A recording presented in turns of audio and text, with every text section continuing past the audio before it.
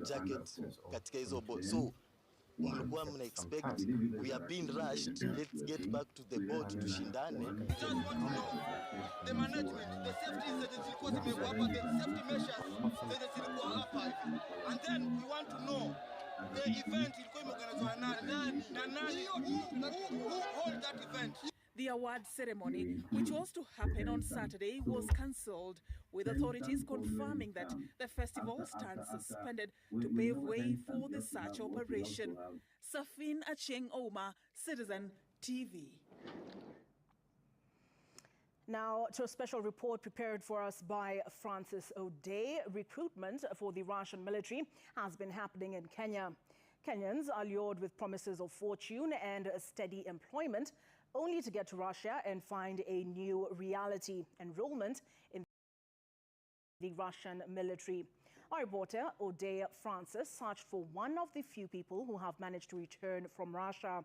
He also got to chat with a family in Thika that awaits communication from a son who we shall name Don for security purposes, to a recruitment agency known as Global Face Agencies. The pitch was simple: travel to Russia on a tourist visa, then choose a job of your liking.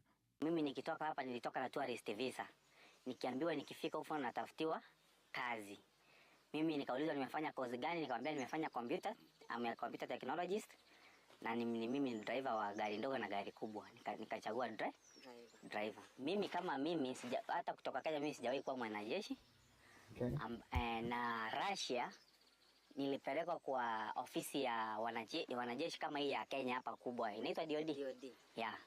But training mimi sikuingia. Kuna wengine wao wenye walishindwa kwa ilibidi waende. Medical tests were arranged at 2 healthcare facilities and the victim was declared fit to travel. Don was not alone.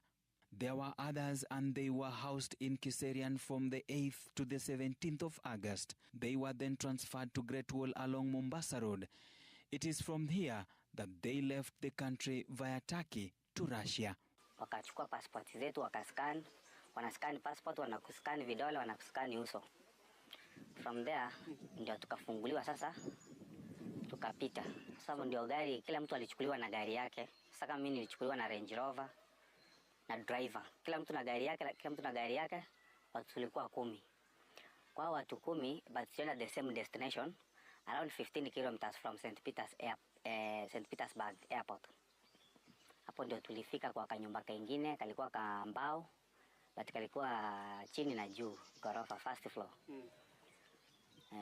Wakati tumeingia hapo ndio walituambia nguo zetu tulikuwa nazo na bag, tukaweka sehemu nyingine kwa drum, wakatutolea nguo zao.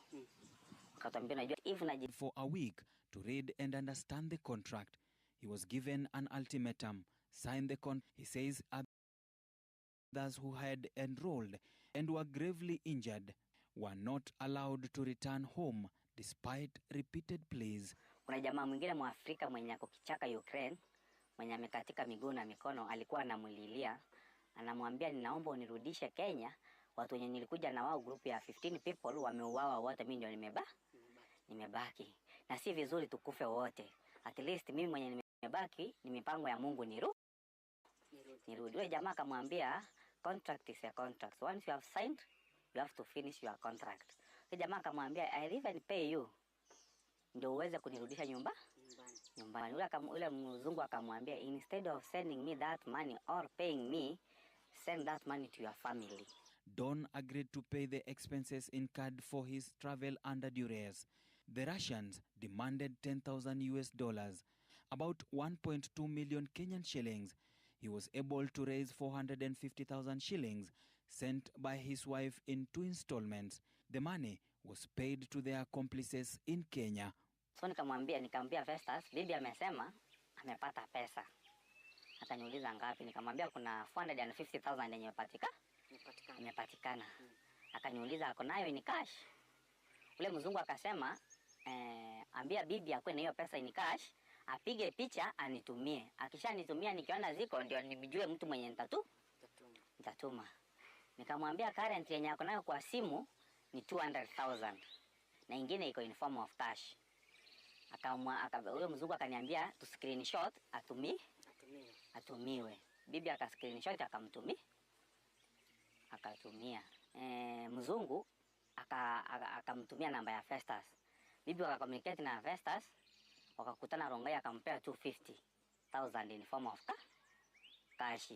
He was released, and on 30th of August he boarded a flight from St. Petersburg to Dubai, then onwards to Nairobi. Don says some of the Kenyans who left with him for Russia have since gotten injured. Some have died, and their families remain unaware. Now, from Kiserian, where they used to stay before travel, I'm taking you to a family in Thika, where they have not spoken to their kin 3 months later since he went to Russia.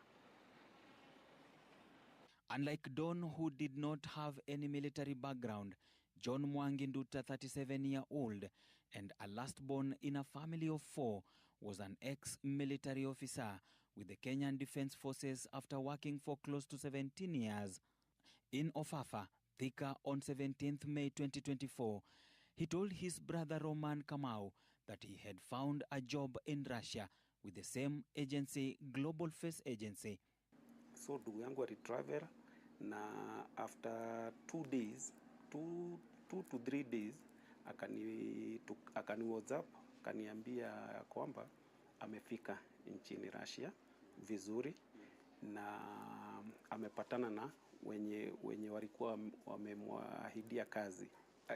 Baadaye kidogo akaniambia kazi yenye amepata ni ya wanajeshi, ambapo haikuwa kazi geni kwake, kwa hapa nchini alikuwa pia KDF. Mwangi was deployed after 3 weeks of training and confirmed that he was on the front line in the Russian-Ukraine war. Nikamuuliza, na mnaenda training? Akaniambia hata hakuna training, kenye tumeambiwa tutaenda kidogo kurefresh.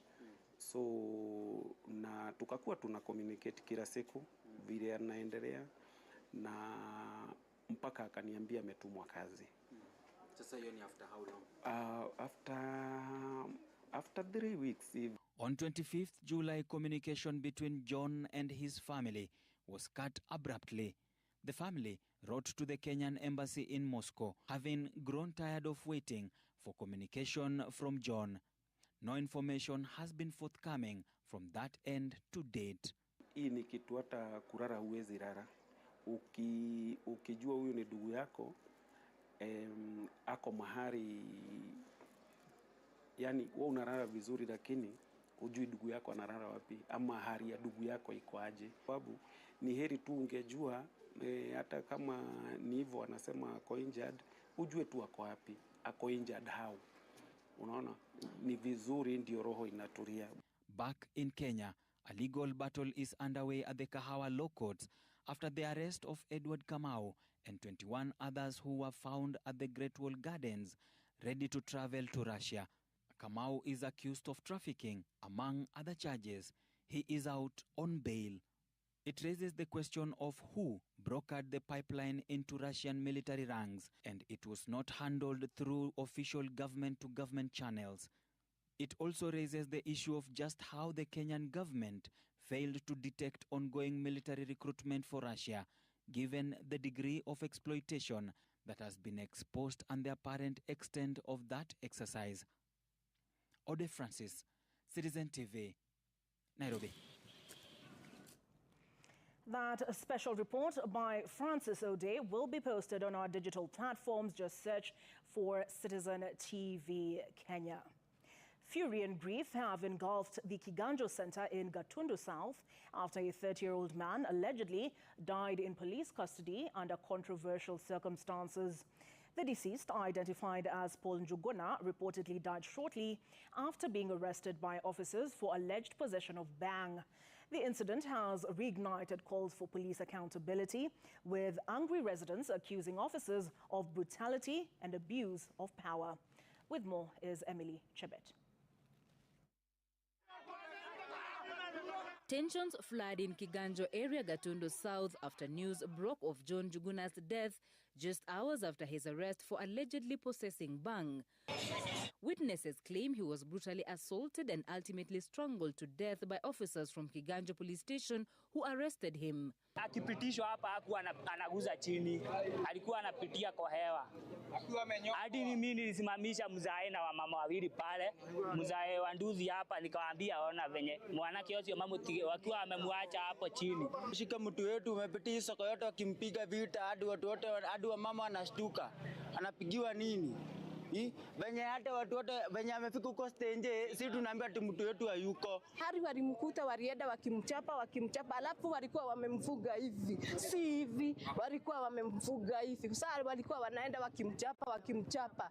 The angry residents stormed the police station demanding justice. The protests quickly escalated as some attempted to set the police station ablaze before being dispersed by the law enforcers. Tension remains high in the area, with residents accusing the police of corruption and brutality, vices they say have become rampant at the station. Hebu niambie kama watu hawangejua wangemfanya aje. Tungesema kijana alipotea na ameokotwa na huko, tuseme ni wezi, hakuna security kubwa yenye wanafaa kulinda, ndio wanatuua wote huko wote. Unaona? Hadi huko akanipiga huko, yote ni yao na sina pesa. Kwenda pale abuga anapewa pesa. Hadi hiyo ngori aishie. Na kwa hapo amekadi vitu na simu, ana store tu.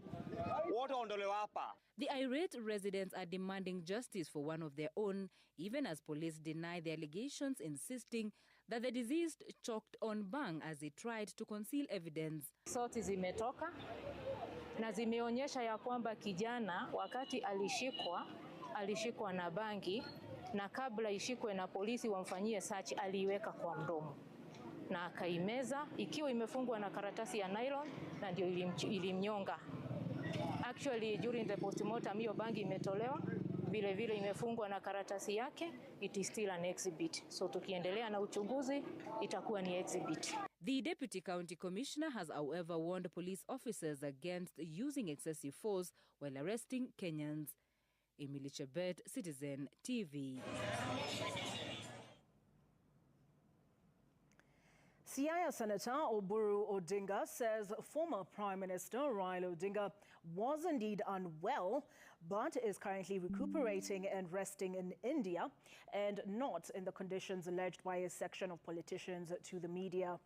Addressing journalists in Ugunja, Siaya County, Raila's elder brother castigated the opposition for using the ODM leader's health to spread propaganda and cause panic among Kenyans. I want to tell you that Raila is up and about. Raila is up and about, and he only, just like any other human being, was indisposed a little, and he is now recuperating and resting, but he was not in those conditions which have been put in the prayer. I want to clarify that, and I want to tell you that very soon you will see him back home. So that is something good I wanted to clarify. And I also want to tell you he is in India. People don't say they don't know he is where, he is in Dubai, he is in America, and where. Yeah. He is in Uganda and Angola. And he will be back to school. So our people should not be worried about that. The united opposition has accused President William Ruto of double standards and driving a divisive agenda in the Mount Kenya region, even as he pushes to solidify his own backyard with a new political pact with KANU leader Gideon Moi. The leaders have dismissed claims by pro-government politicians that the opposition is pushing a tribal agenda, insisting that there is nothing wrong with solidifying their political bases. Melito Etenges reports. After months of meeting their respective party members and some being named flag bearers for their parties in the 2027 elections, opposition leaders have hit the ground running, taking their message to the people and urging Kenyans to throw their weight behind their political cause. In Kirinyaga and Embu, the leaders went on the offensive, accusing President William Ruto of double standards. Niona jana huyu Ruto ameita Gideon Moi wa jamii yake ya Wakalenjin, anasema Wakalenjin waungane. Mimi nikiita nyinyi anasema sisi ni wakabila. Si ndio? Wakalenjin wakishikana ni umoja wa kimataifa. Watu ya mlima tukishikana anasema ni ukabila.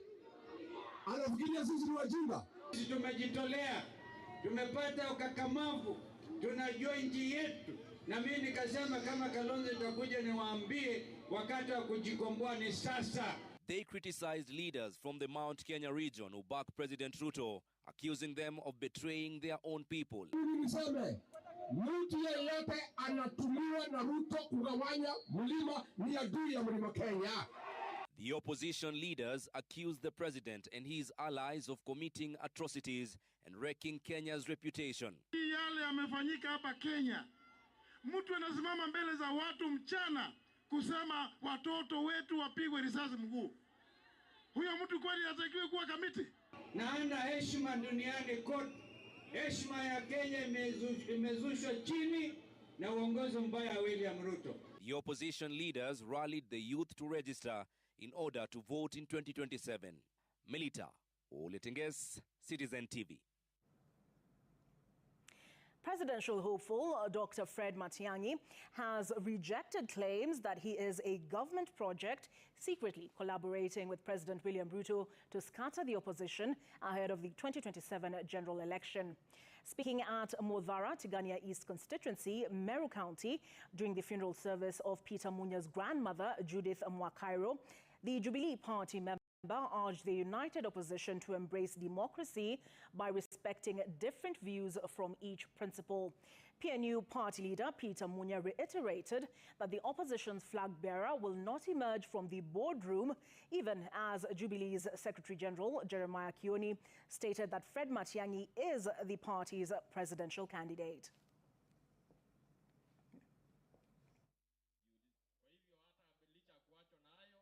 Kama ni wakati wa kuchagua yule atawania kiti, tufanye kwa uwazi. Si ndio? Tupige kura ile ya maoni, tuone yule hako napendwa zaidi. Nakubaliana na wale wengine, lazima watu wakubaliane, wachikane, wahakikisha kwamba tumetoa one candidate. But I also agree that you do not belittle any of the candidates. Treat each one of them with respect. Ndio nakasirika saa nyingine nikiona hii porojo na upumbavu, naona kwa magazeti eti mimi ndaenda kufanya kazi juu na nani. Nifanye kazi na hawa watu mimi nawajua kuliko watu wengine mimi mnajua. You don't know these people. I know these people very well. Now, from the other side of the political aisle, the Deputy President, Kithure Kindiki, has warned against attempts by the opposition to force the Kenya Kwanza administration to engage in premature politics, saying it is time-wasting and counterproductive. And Professor Kindiki said that it is not yet time for political battles, outlining a busy development-filled schedule targeting faster completion of development projects aimed at improving the lives of the people. With more is Miriam Nyambura. Saturday morning, and Deputy President Kithure Kindiki was in Mara constituency for an empowerment engagement. In Chogoria, Tharaka Nithi County, the Deputy President took on the opposition, who he said are participating in agendaless politics, and promised a bruising political match at the right time. Wale ambao wanatuingiza kwa siasa mapema ni adui wa Tharaka Nithi County, kwa sababu wakati wa siasa bado haujafika. Siku ya siasa itafika. Ni kweli, si kweli? The second in command slammed the opposition for pushing the one-term slogan, a rallying cry he says misleads Kenyans. Yani kuna watu wanatusoma ujinga. Hata hiyo miaka yote tumengojea, hakuna mtu alikuwa anasema one term. Moja akamaliza akaenda. Kibaki akamaliza term zake akaenda. Uhuru akamaliza akaenda. Saa ile tumefikiwa na serikali, ati watu ndio wanaanza kutuambia one term. Wakwende wasikwende, waende wasiende, waende wasiende. Kenya Kwanza leaders later toured Narok East Narok County for a resource mobilization event to raise funds for 23 churches in the constituency. Politics took center stage. Wengine unaona kila mahali wanaenda, wakienda kanisani ni siasa.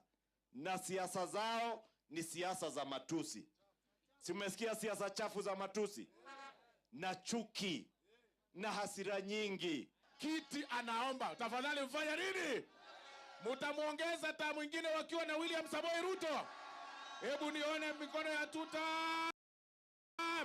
In Ainamoi constituency, Kericho County, another group of Kenya Kwanza politicians that had toured the area for an empowerment program criticized the opposition for lacking ideas, saying President Ruto would trounce the group easily in 2027. Hata Kenya ikikosa viongozi, ile kikundi ilikuwa Uhuru Park jana, hakuna mtu anaweza kutusaidia hapo.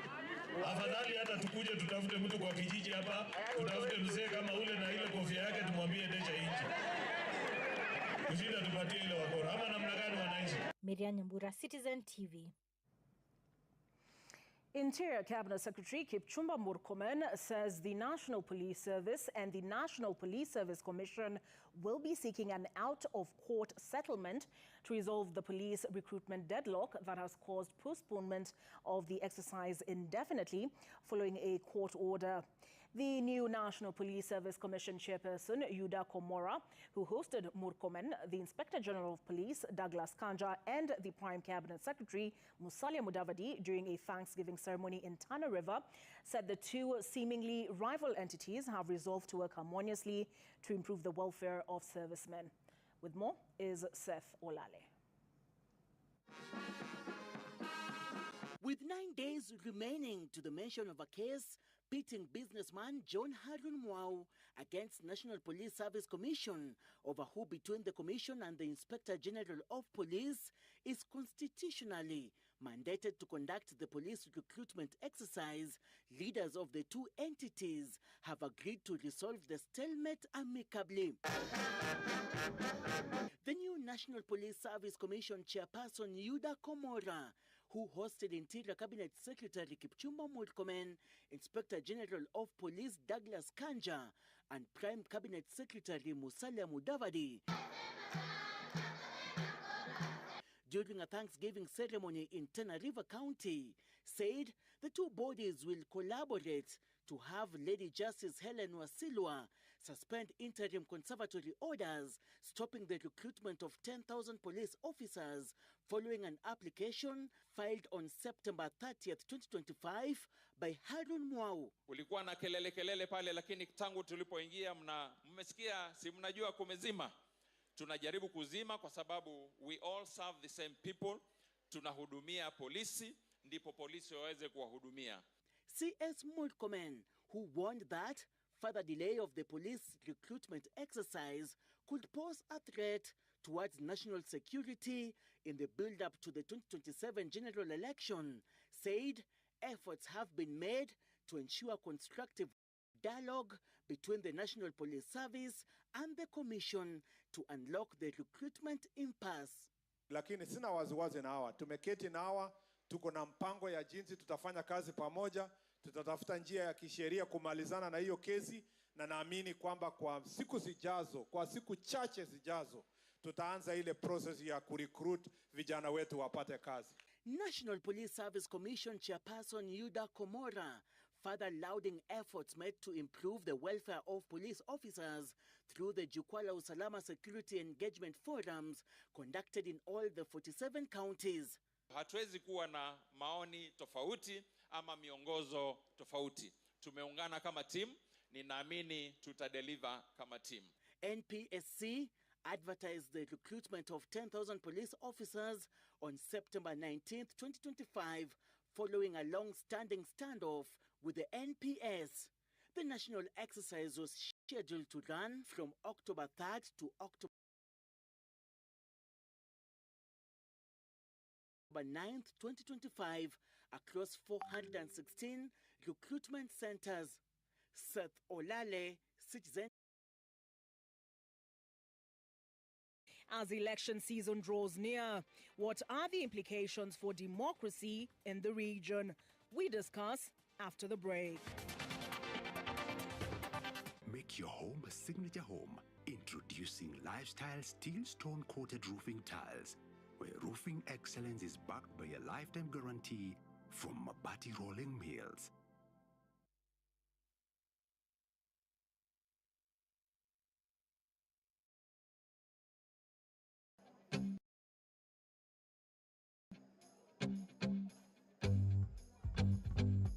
There are risks that can be insured, and there are those risks that you have to transfer to another party. We have qualified and experts in doing risk surveys. So when you come to us, we will definitely advise you the right decision, what works for you, what will work for you 10 years from now. So that would set us as a trusted partner who does risk advisory across the entire journey. And so they can expect to receive expert advice, expert opinion on risk management, and more importantly, know that we will be there securing their tomorrow. Talk to us on 0719 044 000 or email us at info@minet.co.ke.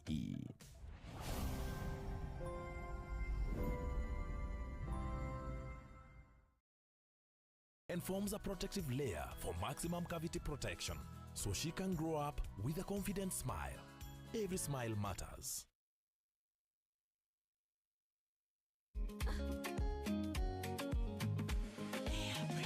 Mimi nasema ugali ya Lea haikuangi complicated. Ukienda kwa duka tu,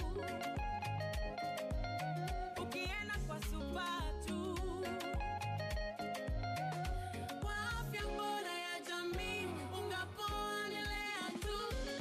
Guys, was any wait? Bei ya Lea Premium, si complicated. Kupika Lea Premium, si complicated. Unabai, unapika, unashiba. Lea Premium. Lea Premium Flour, nurturing the world. Available in a store near you.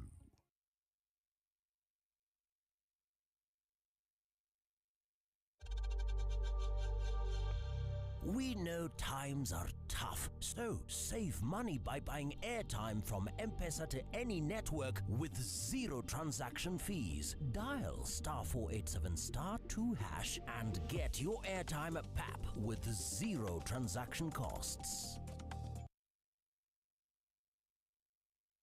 Royal Mabati Factory Limited brings you a massive price drop alert. Corrugated in box profile at 396 per meter, brick tile at 456 and Roman tile at 500. Relax at home and enjoy free delivery countrywide. Call us on 0722 638383.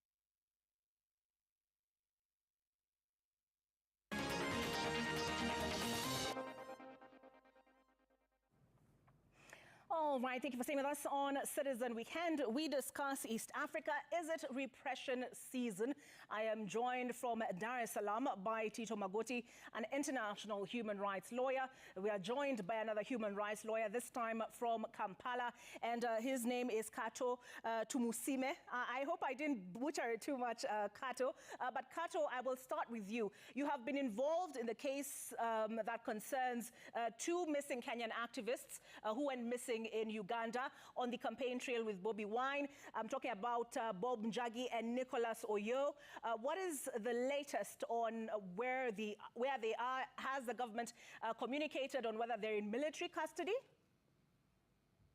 Well, thank you so much for hosting me tonight. And to start on that very point is that after filing and serving the respondents in that case of habeas corpus, including the Attorney General of the Republic of Uganda, the Inspector General of Police, the Head of Military Intelligence, and the Chief of Defense Forces, we have not received any reply as of to date. The matter was fixed and scheduled for hearing on the 14th of this month at 8 a.m. in Kampala, Uganda, but it is shocking that by the time we started the weekend, we had not received any reply from the respondents. And it has been a habit for all the habeas corpus applications that I've been able to handle in Uganda, and the courts have also given the respondents some more extra time to be able to file their affidavits in reply so that we can proceed with the hearing. So as of to date, the matter was filed for habeas corpus. We have not received any response officially from the government representatives about the whereabouts of Oyo and Bob, and therefore we wait to meet them in court on 14th. Some of the people that last saw them clearly indicate that the two individuals, the Kenyans who are East Africans, are detained in the military intelligence facility, which is in Mbuya, Kampala, but we wait to hear from the respondents in that application to be able to formalize and tell us the whereabouts of those two individuals and what role they are being held and the legality of their detention. Yes. All right. I'll come back to you, Kato, on the legislation that was signed into law, I believe, in June in Uganda, where the military can try civilians and whether that could be applied in this case. But I'll come to you now, Tito. Just after we saw Bob Njagi and Nicholas Oyo abducted by armed, uniformed men, according to witness accounts, we've heard that the family of Humphrey Polepole in Tanzania has alleged that he too has been abducted. What is the latest on that? Yes, thanks for having us, Olive. As my colleague Kato said, I think this is a continuity of what the region has been experiencing across all jurisdictional bounds of East Africa, where the regimes are now considering repressive measures as the only selling card for them to remain in power. Humphrey's abduction is linked to his criticism of the regime. Equally, several other incidents of abductions that have happened in Tanzania with the nature of domestic, like the domestic repression, they also link to several other abductions that have happened in the region that has an outlook of transnational. So it is a continuity of what our regimes think that can work for them. Humphrey hasn't been found as of now, and the government denied, in fact, the police denied to have been involved in the incident. But the public believes that the law enforcement authorities involved, because Humphrey was so critical of the regime, he resigned as an ambassador, and he was calling for reforms ahead of the election. All right, and I'll come to you now, Kato, on the question of military detainment, because it's coming up to a year, I believe, since Kizza Besigye was abducted, quote-unquote abducted, in Kenya and then transferred to military custody in Uganda. What is the deal, to speak colloquially, with this new legislation that allows the military to try civilians in certain instances? You know, is this an attempt to quiet dissidents, in your view? Well, it might also be used as one of the ways that the comrades that were kidnapped and abducted and held in Communicado now since the 1st of October. But to say that it is now a continued habit now, or even a disease you may call it, that we still have both local abductions and kidnaps and international abductions, like you said, the famous case of the Dr. Kano Kizza Besigye. Even when the Supreme Court of Uganda nullified the different sections of the UPDF Act that allowed, that illegally made the members of the military try the civilians in their general court-martial, even when they had no jurisdiction, through Parliament, the leadership and the state here, the president, I may say, had to play games with the Parliament so that they could amend that act. Even when the decision of the Supreme Court was clear on what should be included in the advisory opinion, some of the things that were nullified were still forced back into the new amended law, including the trial of civilians and the formation or composition of the general court-martial. But to say Bob and Oyo, for example, we have had a famous case of Sam Mugumya, who was kidnapped and arrested from the western part of Uganda now since 2016, 26th of August. We still haven't found him, even when sources clearly say that the man is being held in that detention. The regime in Uganda is capable of using all kinds and means to crush the dissent from the people that they believe don't support them, from the people that believe are opposite or they oppose whatever they try to bring into force. They can use any kind of law. We are at the state in Uganda where nobody wants to care on whether what they are doing is legal or illegal. They will just drag you into court like they are doing to Dr. Kiza Besigye. You may well know, if you have followed what has been transpiring in the courts of law, that the case was indicted in a different division of the High Court, but ended up in a different division of the High Court. This is what we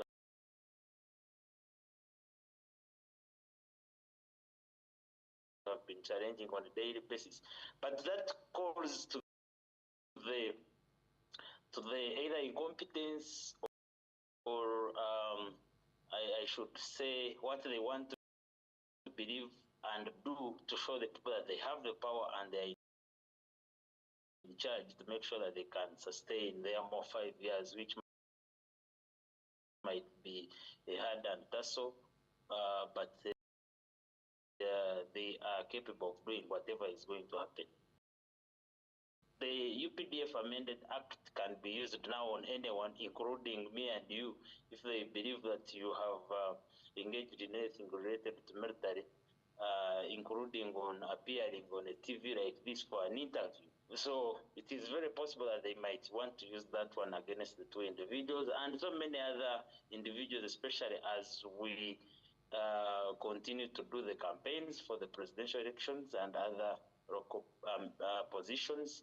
But we are faced in a tough condition as East African countries, and I believe this is the right time to speak about all these kind of injustices, and we should say that the freedom of opinion, the freedom of dissent should be respected and upheld in all these countries. All right, there's something you've raised there that I'd like Tito to weigh in on, because as much as we have elections in Uganda in January, we also have elections much sooner, right around the 29th.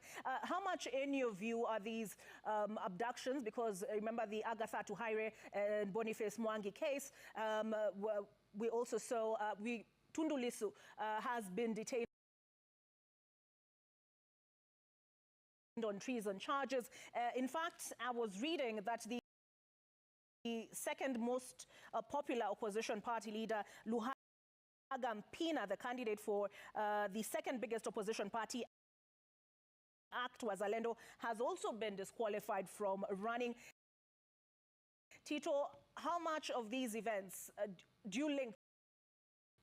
So plenty has happened in Tanzania, especially efforts, negative efforts that are made to press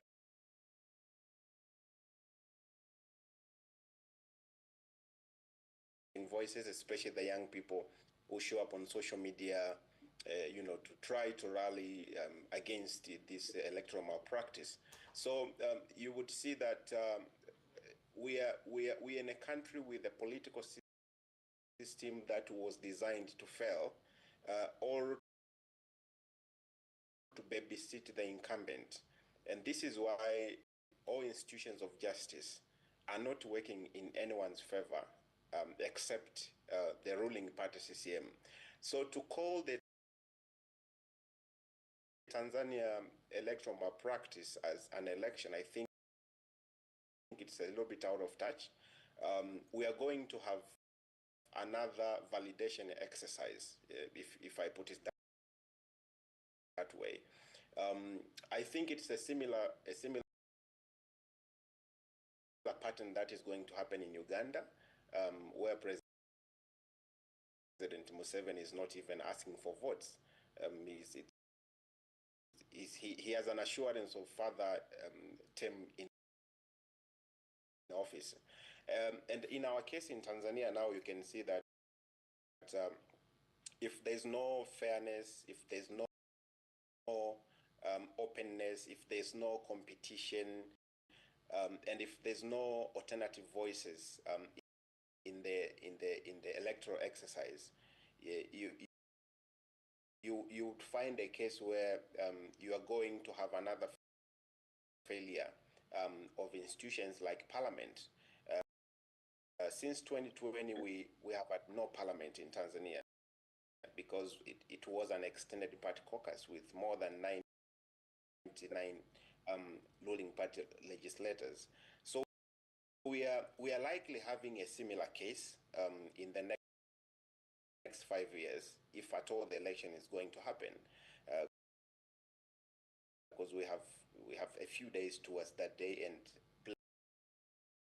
blend can happen in a day. And also we are going to have another critical disengagement of citizens in the governance processes, because if you don't have representative, if you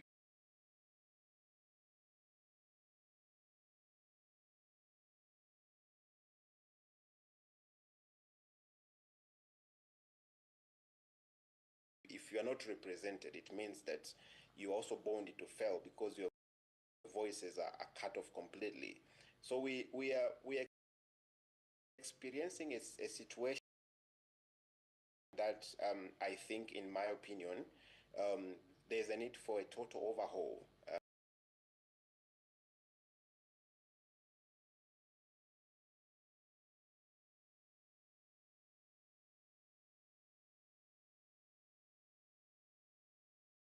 Of the government feels that these two individuals actually committed any offense. Let them arraign them in court.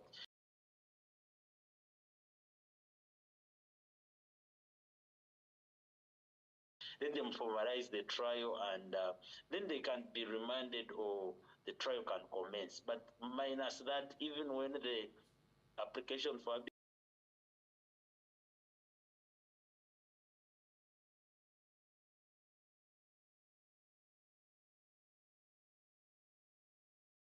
habeas corpus should have been heard and determined in 48 hours. You see, it was filed on the 6th and scheduled for 14th. That's a total confusion that is happening, and you are right to say that they have overthrown the constitution, but we are only having it under the written laws. But we shall keep to fight harder and harder until we regain its power, and so that we can be ruled under the law and the provisions of the Constitution.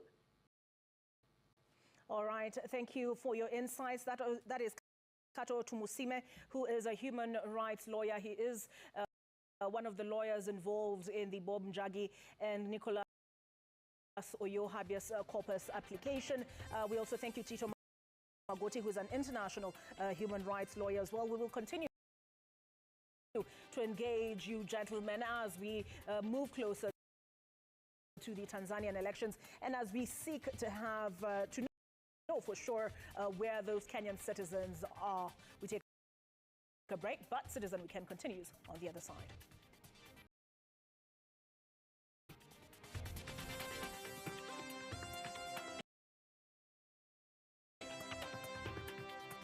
Government plans to expand acreage under cultivation at the Galana Kulalu irrigation scheme. Details after the break. Make your home a signature home. Introducing Lifestyle Steel Stone Coated Roofing Tiles, where roofing excellence is backed by a lifetime guarantee from Mabati Rolling Mills.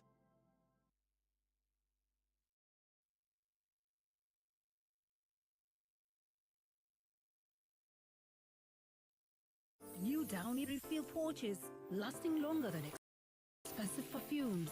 Cut, store, and no need to add water. Serve with a Extra Downy Refill.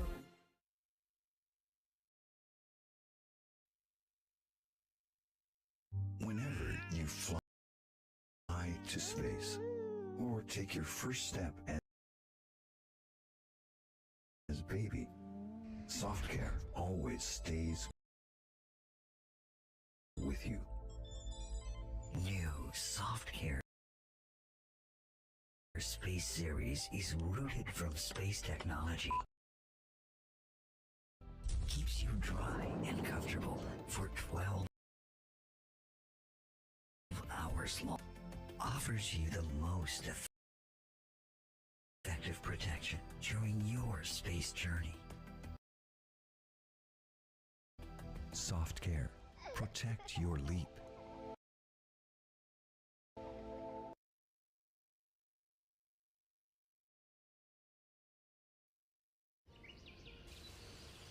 Explore the nature and create from it. The spirit of inventors leads to the inspiration for new technology. By drawing nature's energy, we create the extraction tank. Small in size, huge in power. Millions of microcapsules condense the essence of nature. Join us, Clesoft, invent for life.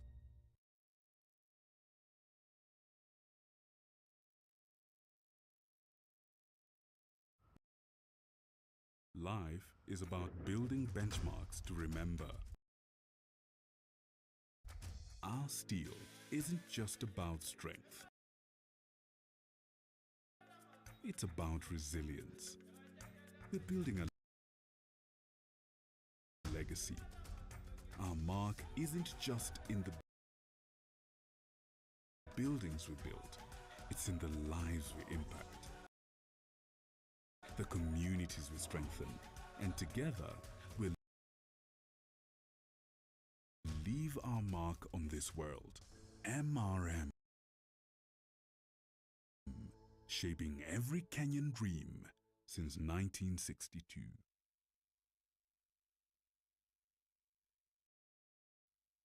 Tired of late rides and shady charges? It is Shawigo. Now Wigo, you get more than just a ride. Unapata on-time pickups, gari safi na fresh every time. Ride V Smart, ride V Safe. Now Wigo. Download the app now. Ama SMS Wigo to 2045. Wigo, your trusted ride.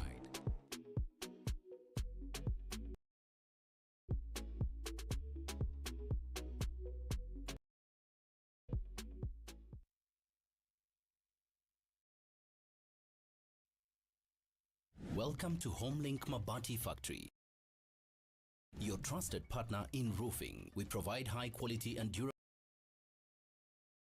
products including box profile, V-tile, prime tile and canopy sheets. Enjoy affordable prices, big discounts and 15 years warranty. Call us on 0794 800 000. Homelink Mabati Factory. We promise. We deliver.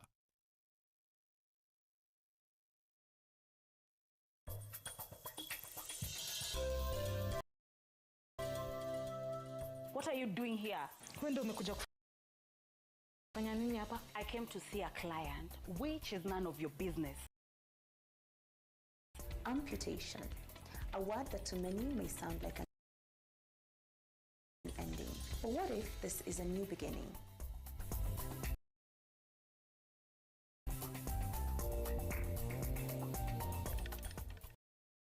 Enjoy up to 100% financing, zero processing fees, and flexible repayment options of up to 7 years through our trusted partners. You can trust Family Bank to support you your transportation needs.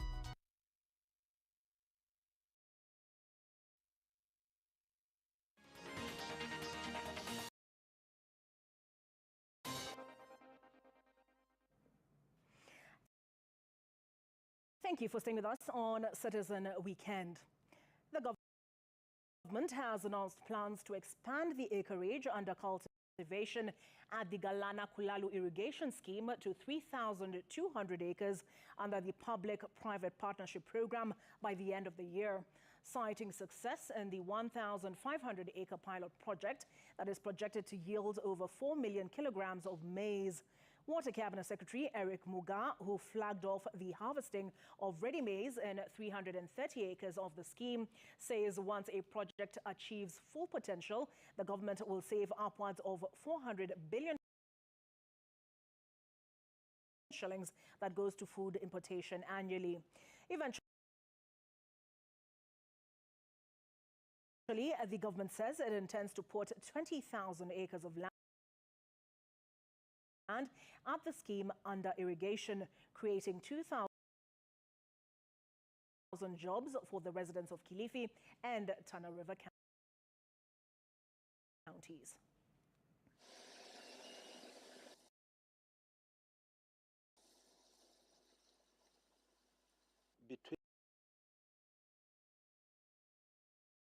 Between now and the next 3 years, we'll have the 20,000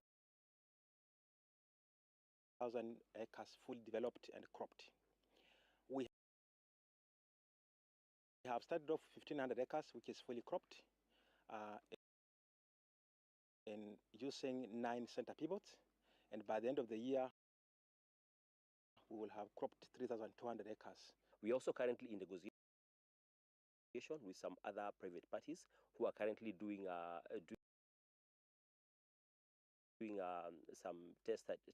some trials, so that